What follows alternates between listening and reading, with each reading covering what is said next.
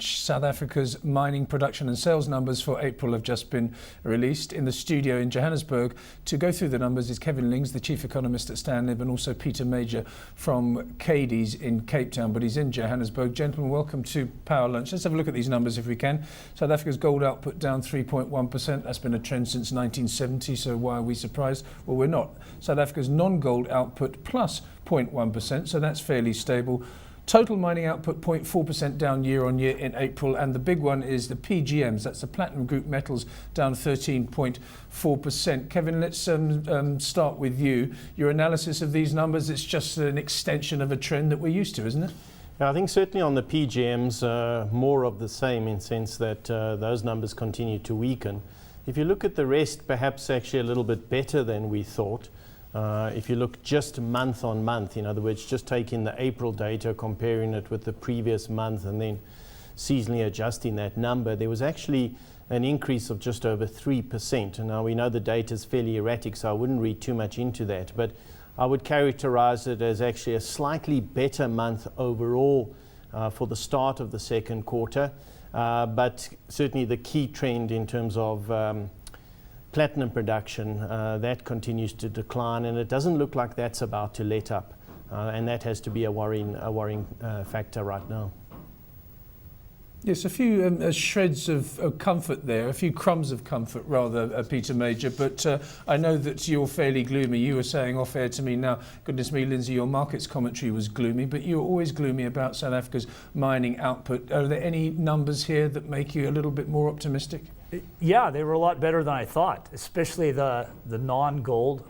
Did you say it's up 0.1%? Because we had so much. Yes, I did. So much labor disruption last year and this year. So I think the last 18 months, I would have thought almost everything was down. So yeah, the fact that it's flat, I think that is good news. Because can you imagine if we had normalized mining production, Lindsay, these figures would all be up at least 5 or 10%, at least, I think.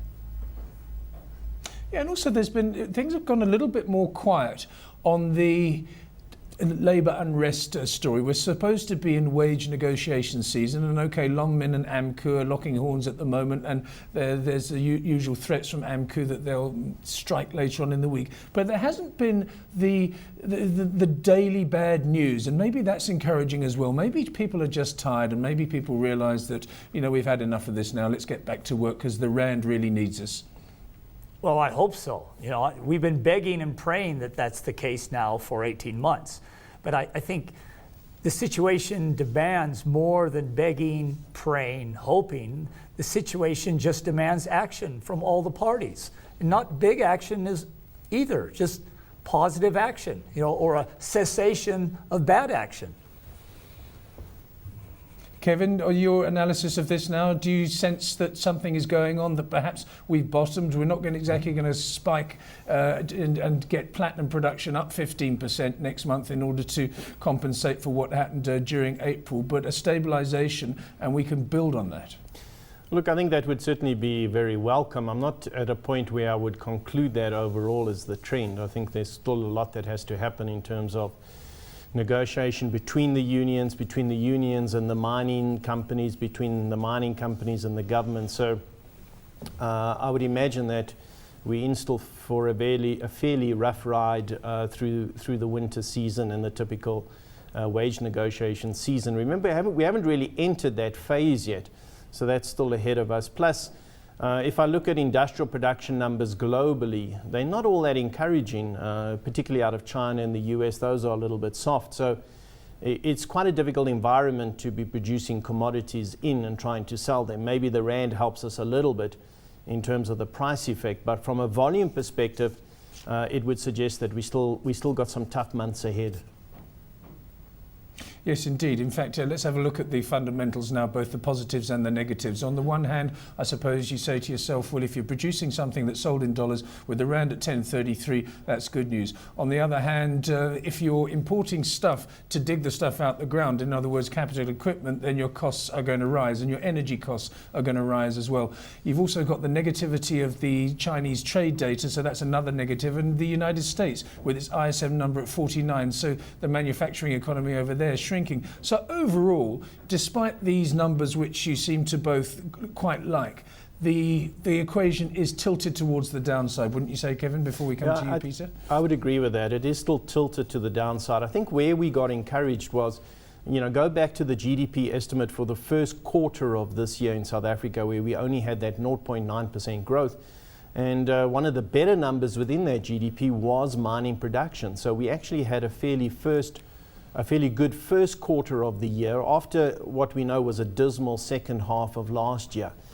And that little bit of stability or improvement seems to have continued on into the first month of the second quarter. I guess the question is, should we then extrapolate that as stability on an ongoing basis and therefore an improvement off a low level? And I'm loath to do that simply because the global situation is not great, and I still think there's some domestic concerns ahead. So I would say that we still weighted to the downside, maybe not in every single component of the mining complex, but certainly in some of the key components like the PGM group. So I'd be cautious on mining production over the next couple of months, and I'd be very cautious on what mines can generate from a profitability point of view, because obviously they're going to have to look at all of these costs. And even if they start to restructure and rationalize a bit more, initially that is quite expensive operation. So it's a tough environment. And then you would hope that you get some sort of base level, let's say by the end of this year, and you start to get a benefit from an uplift in world economy, maybe next year, the year beyond, and also perhaps an improvement from our local infrastructure to get some output through the ports a little bit better. So you could paint a more optimistic picture further out. By that I mean over the next, say, 2 years. But for the immediate next 3 to 6 months, I think it's going to be a fairly tough environment. Peter, you're never happier than poking your nose into a mine, and you do a lot of travelling around, and you talk to mine management, you talk to the directors, you talk to the analysts, and you make your own conclusions. What is the mood in the mining sector at the moment? I think it's gloomier than it needs to be, and there's a lot of reason to be optimistic if we see certain actions happening. This currency blowout, yeah, it's not good for the country, but it's great for mining, because most of our mining costs are still locally based, especially the underground mines. They still source 85, 90% of all their material, their labor, on a total rand-based system. So the rand is really helping the mining companies. We can even say it's saving them. And it means we're going to have a lot less retrenchments. If the people just want to work, we can all make a decision today. Let's go back to normalized relations and production. And we're in much better shape than the rest of the world, because we have high-grade deposits that we can make profits on when a lot of the rest of the world can't make profits on the current dollar prices. And our infrastructure, Transnet's up to speed now, our harbors are up to speed, so we can export everything we make. We don't have to decrease any of our mining production. And this rand, what's it lost? 20% this year alone. So even though metal prices on the whole have maybe fallen 10 or 15, it's actually another 5% plus. We just got to get these wage settlements over with at realistic levels, and just everybody start working like we used to. So what you're saying is, I like this optimism, I like this enthusiasm, because normally you're quite a curmudgeon when it comes to this sort of subject, Peter. You're saying that perhaps we'll look back at 2012, 2013 as we talk to our grandchildren, we say that was the year that everything was so pessimistic, but in fact that was the bottom, and we started to do better from there on in. Easy. We can easily say the last 6 months and all of last year was the bottom. I don't see why it should get worse. Nobody with half a brain cell should want it to get worse than it's been the last 18 months. And it's so easy to fix. The man next to you has got more than half a brain cell. Do you agree with this optimism, Kevin? Yeah, if we get back to work, it certainly is achievable. If you, again, I go back to those first quarter GDP numbers. Look how mining did in the first quarter, and there were simply fairly few disruptions in that quarter, and it shows you what the industry is capable of. Obviously, longer term, there are big structural issues, but it's telling us that we can go through a phase where we don't have these major disruptions, then we're able to get a little bit more production going. The question is, are we going to have that phase in the next 3 to 6 months, or are we going to find that it's still quite tough going? I suspect it is unfortunately going to be still a tough environment. But beyond that, I would be fairly optimistic. As Peter's saying, Transnet systematically getting into better shape. And if we get a pickup in world growth and world activity over the next 2 years, then we should be fairly well placed to benefit from that. It's clearly the problem is getting all the different parties to recognize that opportunity and to recognize that they can benefit from that. And at the moment, I'm not convinced that that's been recognized. I think there's too much infighting happening for people to focus on the bigger picture.